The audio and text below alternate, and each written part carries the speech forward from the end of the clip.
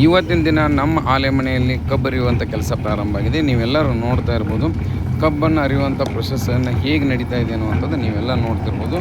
ಇಲ್ಲಿ ಕಬ್ಬು ಬಿದ್ದಿದೆ, ಇದು ಸ್ವಚ್ಛಂದವಾದಂಥ ಕಬ್ಬಿದೆ ನೋಡ್ಬೋದು ನಾವೆಲ್ಲ.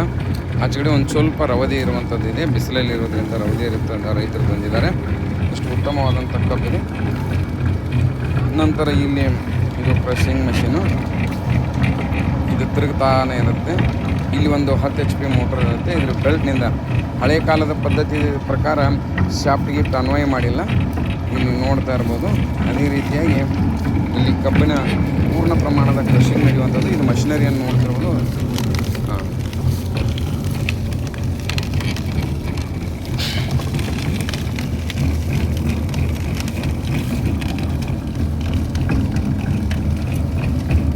ಮಹಿಳೆಯರು ಕಬ್ಬನ್ನು ಕ್ರಷಿಂಗ್ ಮಷಿನ್ ಹಾಕ್ತಾ ಇರೋದು ನೋಡ್ತಾ ಇರ್ಬೋದು.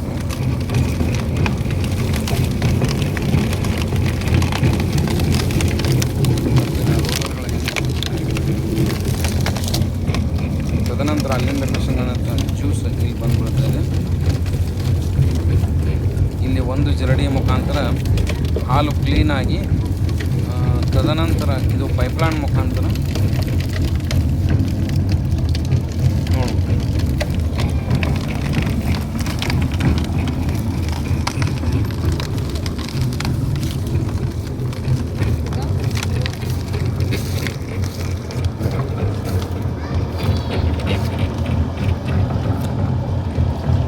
ಪೈಪ್ಲೈನ್ ಮುಖಾಂತರ ಇಲ್ಲಿ ಒಂದು ಸ್ಟೋರೇಜ್ ಟ್ಯಾಂಕ್ಗೆ ಬಂದುಬೀಳುತ್ತೆ.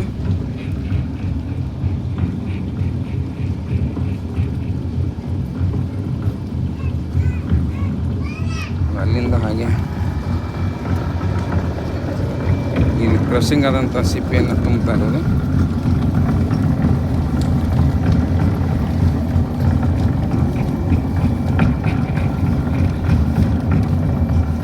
ಹಾಗೆ ಗಾಣ ನೋಡಕ್ಕೆ ಬರ್ತಾ ಇದ್ದಾರೆ ನೋಡ್ಬೋದು.